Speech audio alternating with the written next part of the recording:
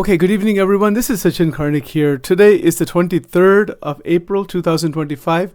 We're continuing our technical workshop series on the foundations of Angel Wing. Please do keep in mind that these are, at least at some level, highly technical ideas at a postmaster's doctoral or even postdoctoral level of analysis. So it's specifically created just for that purpose. The Foundations of Angel Wing book is a 816-page research volume that took 4 to 5 years to complete, and it is based on that these current workshops are being presented. Everyone can attend this, no problem. There's a Q&A period after the half an hour presentation or so, and then we'll kind of go from there. So initially, we have what we call motivational dynamics. What does that mean? Well, we have drives. We are motivated to act in life. The dual aspect of the self drives our motivations. The I fosters intrinsic motivation through personal desires, while the me is guided by societal expectations, creating a complex motivational interplay. So there's a distinction between I and me. The I is like, when we say I want to go to this restaurant, I have my own desires, my own intrinsic motivation to experience different aspects of life. This is through personal desires. The me is the sense of my identity, who I feel I am, that coherent sense of identity. And that is, of course, guided by societal expectations. And then when they combine together, there is a complex motivational interplay. Now, having said that, there's a bunch of points here. We want to go through this very carefully and slowly and see if we can unravel this. So the first point is that there's a dual structure of the self in motivational psychology. Motivational psychology is an area within the field of psychology that looks at and studies how we're motivated, why we're motivated, under what circumstances are we motivated to take certain actions in any domain, in any dimension. Okay, now, so having understood that, motivation is not a singular or monolithic phenomena. It is deeply embedded in the dual structure of the self, right? So it's not monolithic. Monolithic means that it's just made out of one kind of activity, and that's it, and that we can understand what that is. No, motivation is a construct. So if you remember, we started talking about constructs at the very beginning. This is just another construct.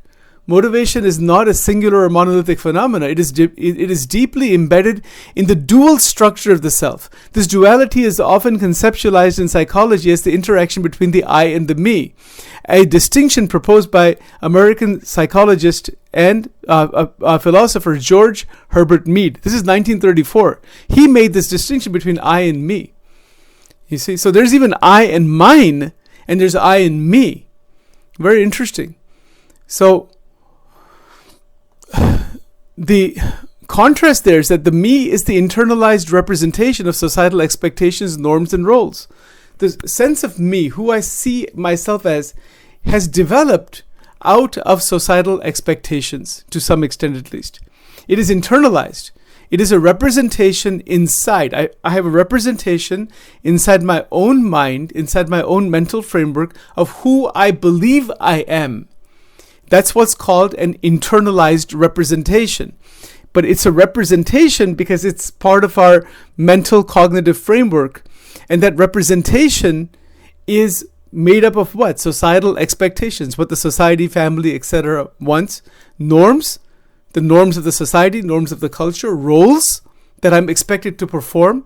And you can see this is true just in every person's life. And the internal representation also has very much to do with the functioning. It functions as a reflective and socialized component of the self. Let's be very clear about these points. There's a function of the representation. There is, the sense of me is represented inside my mind and it reflects part of who I am. It serves as a function. It functions as a reflective and socialized component of the overall self. So the me is part of the overall self, which is a mystery.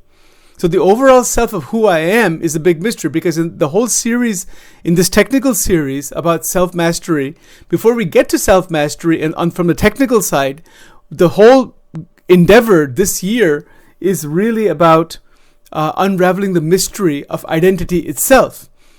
So the different entries that have been created, the technical entries, are expounded through these slides here.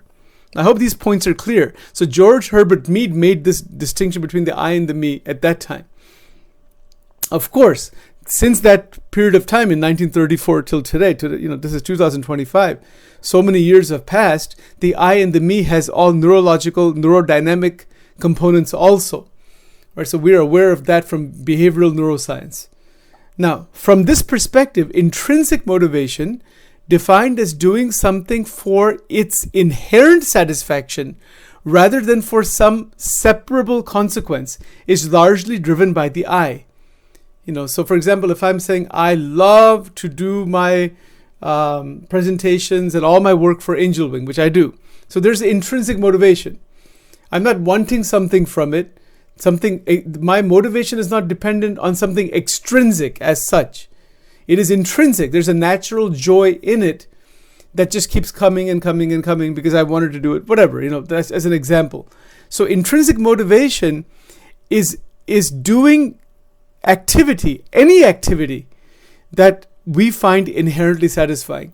And this connects with the 12 dimensions in the PTP program. Our activity in life is in the 12 dimensions. So in those 12 dimensions, we perform actions, one step at a time, one day at a time, etc. Is there intrinsic motivation? That's an interesting question. Can we develop intrinsic motivation in the variety of different roles and actions we are performing? So if that's the case, then that intrinsic motivation is driven by the I. So it propels behavior where individuals act in alignment with their core values, interests, and inner aspirations. 3 points. We have core values. We may not know exactly what they are, but we do have them. We can raise awareness about what they are. These are core values. We have interests. We have inner aspirations. And then when there is a propelling into that state, the intrinsic motivation propels behavior. Our actions are propelled in terms of values, interests, and inner aspirations. Again, I'm not elaborating too much on it because of time restriction, and that's why this is a technical presentation, because it's at a little bit more intricate level. So for example, a person may engage in painting or scientific research purely for the joy and challenges it brings, not for external approval or financial gain. It's possible. Yes. So that intrinsic motivation has a lot of energy. It has intelligence. There is joy in that. There is happiness in that. Intrinsic motivation can be in any direction. It can be in a direction where one is finding new avenues, new ways of seeing aspects of life, doing more research, maybe doing more study or enjoying more trips, seeing life in general in a fresh new light. So many ways. Somebody could be a painter or a dancer or a musician. It could be in any dimension. Intrinsic motivation can function in any dimension of life. All right. So now, having said that, this need for external approval is no longer present there. If external approval comes, it's okay. There's no rejection of it. But the motivation is not propelled through the external approval or necessarily financial gain. And so this research is by DCI and Ryan, 1985. So in contrast, extrinsic motivation, which arises when actions are driven by external rewards or pressures, is more closely aligned with the me. The me is much more extrinsic. The I is much more intrinsic. This includes striving to meet societal standards for success. The society gives standards. You must achieve certain goals, things like that. And so this is extrinsic motivation. Once we try to achieve them, we reach them and then we move on. Academic achievement, professional advancement, social acceptance. These are all parts of the social determination theory. So according to, the self-determination theory, where extrinsic motivation can be internalized and integrated into one's sense of self, it often initially stems from outside sources, right? So the extrinsic motivation, the motivation is from within oneself, but is the source external or is the source internal or some combination of both? All right, so these are two key points here. Now let's move on further. Motivational interplay, tension and integration. The motivational dynamic between I and the me is inherently complex, as it involves an ongoing negotiation between authentic self-expression and socially constructed expectations. 2 points. Authentic self-expression, you're being true to yourself. You're just expressing yourself as you are and acting in that way through that inherent force, versus socially constructed expectations. Society, family, friends, relatives, whatever it may be, they have expectations of what we should be like. That is called socially constructed expectations. So motivation, the motivational dynamic between I and the me is complex, because both of these are together. They're not separate completely from each other. The authentic self-expression versus socially constructed expectations, they hang together. So this interplay can lead to internal conflict or cognitive dissonance, where personal desires clash with external demands. Our internal space can be conflicted because of the battle between these two, between the I and the me. And then that can cause cognitive dissonance. Right, so this is Festinger's theory, Leon Festinger's theory of cognitive dissonance, 1957. So for instance, an individual may feel torn between pursuing a career in music, which reflects intrinsic passion, versus following a family tradition of becoming a lawyer, which fulfills extrinsic validation. Right, so these kinds of tensions are constantly going on, and that dissonance may occur, and that has to be resolved. Now, however, these dual motivational sources are not always in opposition. And that's our goal. And our goal, like in our personal development, is this. In well-integrated individuals, the I and the me can coalesce harmoniously, giving rise to self-concordant goals. Those that are both personally meaningful and socially acceptable. They come together. The I and the me come together, where self-concordant goals means that those goals are in alignment with the original self that we are. So this synthesis supports psychological well-being, autonomy, and sustained motivation. This is what we are wanting, and we are trying to promote this. Once we can promote this within ourselves and in others, we'll be a notch closer to eventual self-mastery. So the construct of self-mastery becomes more clear through these sub-constructs, like motivational dynamics, etc. Okay, now the internal dialogue between the I and the me is thus a central feature of human motivation. We have an internal dialogue, internal soliloquy. We are talking internally. We are thinking and feeling and analyzing and whatnot. That's called the internal dialogue between I and the me. Between what is inherent and what is extrinsic. So it shapes identity development.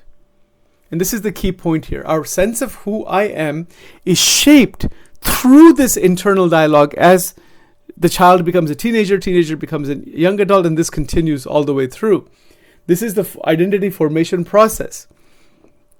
So the internal dialogue shapes identity development, goal setting, emotional resilience, and ultimately fulfillment of human potential. The goals we want. Goals change as time goes on. As stage of life changes, goals change. Emotional resiliency is also based on this beautiful combination, this well-integrated state that we want, that will promote emotional resiliency. All right, so we're looking at this now in a very technical sense in terms of the construct of motivational dynamic. We're looking at the I and the me. We're also looking at self-motivation in psychology, and at the same time looking at intrinsic and extrinsic goals, intrinsic and extrinsic phenomena in terms of the self-determination theory. Okay, these are the points covered so far today. Now, let's go further. visual symbolism and motivational reflection. Right. So now, okay, excuse me. Okay, let me see. There was an image here somewhere. Let's see here. All right. Yeah. So there was an image here. I don't know what happened to that one. All right, but that's fine. Nuance. Let's look at this. The nuanced understanding of motivation as a dynamic interplay between internal desires and external expectations offers valuable insights for educators, leaders, and therapists seeking to foster long-term engagement. See, this concept has a lot of value across the board in society. So, but the dynamics that are going on, once we recognize how they work, then we can better align ourselves with whatever may be going on in the external world. Now, there's a couple of references here, because I didn't want to put too much information all at one time. So this reference from DC and Ryan in 1985 on intrinsic and extrinsic motivation. Here's a summary here of what that work is all about. There's a book actually called Intrinsic Motivation and Self-Determination in Human Behavior, New York, 1985. So this foundational work by DC and Ryan introduces self-determination theory, a macro theory of human motivation that distinguishes between intrinsic and extrinsic forms of motivation. It's a macro theory because it's a big theory that looks at societal structures. The authors argue that intrinsic motivation, engaging in an activity for its own inherent satisfaction, is fostered when the basic psychological needs for autonomy, competence, and relatedness are met. It means that when we are autonomous, we are free internally to a large extent. We're competent in what we're able to do in our life. We are able to meet good relationship demands, and our relationships are pretty good. It is only in those situations, or when inherent satisfaction is reached, then intrinsic motivation comes out of that. And that's what will eventually lead to self-mastery. That's the connection. So in contrast, extrinsic motivation, which is driven by external rewards or pressures, varies in its degrees of internalization. External rewards, external pressures, pressures at work, pressures from family, pressures from friend, whatever. That is coming in so many different ways. And as a result of that, the extrinsic motivation is then driven by external rewards and pressures. So what happens?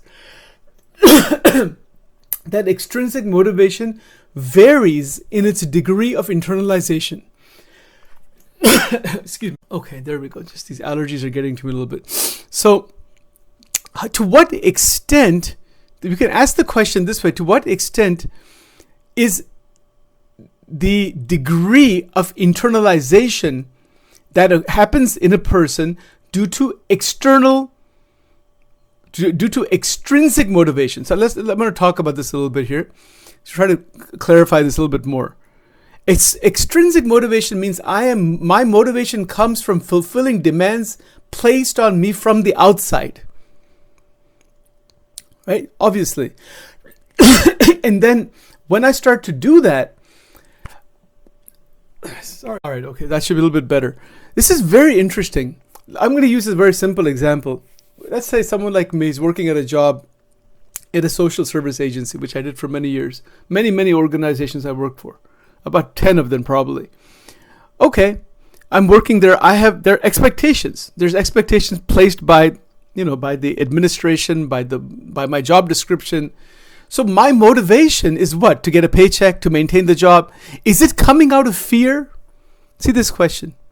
Is my motivation coming out of, oh my God, what happens if I don't have an income? What happens if I don't have a job? What happens if I don't have this? So there can be fear-based motivation too. And there usually is. Right? People are afraid of not insulting the job, the supervisor, being in the good graces of that person. All that kind of stuff goes on. Now, if you can turn the whole thing around on its head and say, I'm going to do this job because there's intrinsic love for the work. That doesn't happen very often, but it can happen. Depending on the mindset, and it can be changed. So when we're motivated through extrinsic process, the internalization is there, but it's still there in terms of some type of fear, in terms of some type of a potential for loss, in terms of some type of potential for getting a punishment, things like that. You're getting written up, but when one is intrinsically motivated, none of that applies, or it may not apply as much. And that's the question of internalization. So when we look at this question of I versus me, extrinsic versus intrinsic, self-determination theory, and the other concepts discussed so far in the last 24 minutes, what do we find? If you break it all down, it comes down to, where is my joy and happiness in the actions that I'm performing? Is it coming out of fear-based activity? Is it coming out of love-based activity? Is it coming intrinsically? Is it coming out of service? I mentioned this before also in some other places, that any action we do, any job, let's just say take occupation, it is possible to approach that with a service-oriented mindset and not just a results-centric mindset, where one is just working to get a paycheck. Yeah, you're going to get a paycheck, that's fine. But the actions that are being performed are serving the society. Simple example would be the role of a cashier at Acme or Pathmark or something. The person goes inside there with the motivation that I want to do the best I can to serve humanity. Does anybody do that? Who's doing that? Is there anybody working at Acme right now or any other food place thinking I'm going there to serve humanity, like you're entering into a holy place or a church or something like that? Think about that. Now, if you change the perspective from inside, the person changes it, the whole experience is transformed. Every customer that comes, every interaction that comes is in the attitude and in the framework of service, which is intrinsic. As opposed to, I'm doing this because I don't really want to be here. I hate this job and I don't like this manager, and I'm doing all these things so that I can just get a paycheck. So there's a superficial nicety with the customers, but you can't stand them. You see? There's a very simple example of intrinsic versus extrinsic. Now, extrinsic doesn't have to be negative. And that's what we were saying before, that they can be bridged together. Of course, there are expectations. The managers have expectations, like in a store or whatever. That's fine.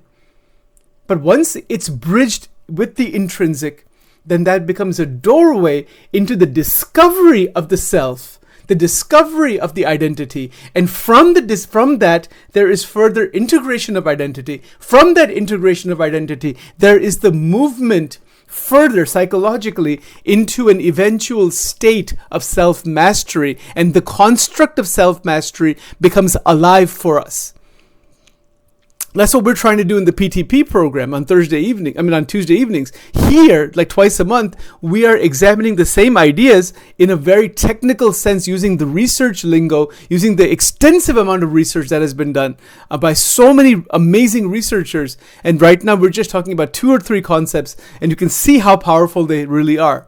From an academic point of view, from an application point of view, from an interconnected point of view with regards to other constructs. And remember, these are constructs. I would recommend listening to this series from the beginning. It's on YouTube. And the reason for doing that, because that way you'll know what is meant by constructs and other things that are discussed technically usually in doctoral level programs. In psychology or social work or neurology, neuroscience. So that's what these presentations are about. They're at that level. Now, 2 or 3 more points very quickly. Synapses in the brain are going to be changed in very different ways when there's intrinsic motivation.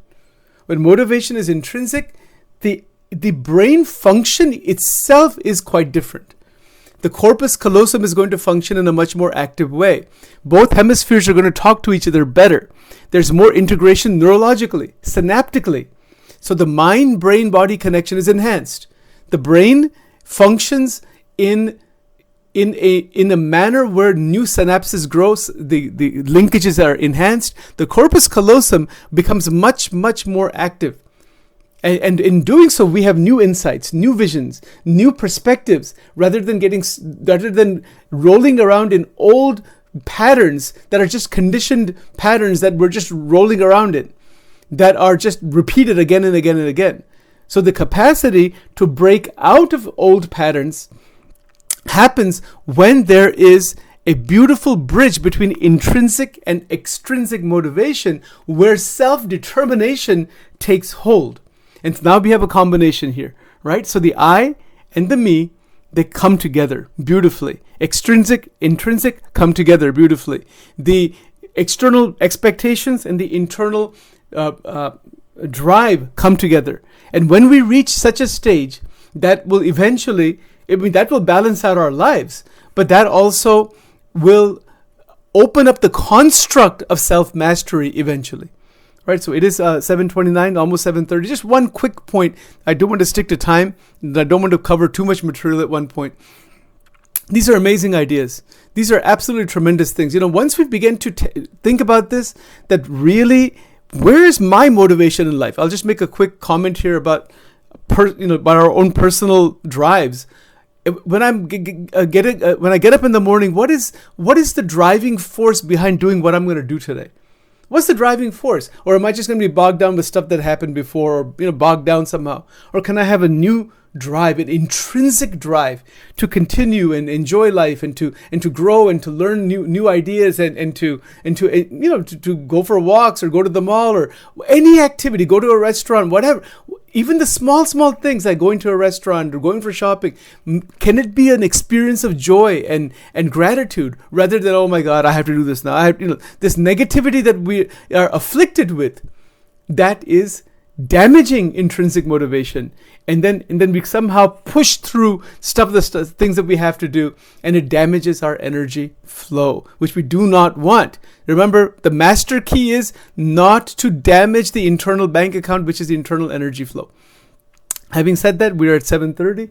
I will stop here. We'll open it up for discussion, comments, questions. I promised you all I would stick to time because I don't want this to go into too much more detail. Otherwise, our mind will turn into jelly. It will get too complicated, so we don't want that to happen.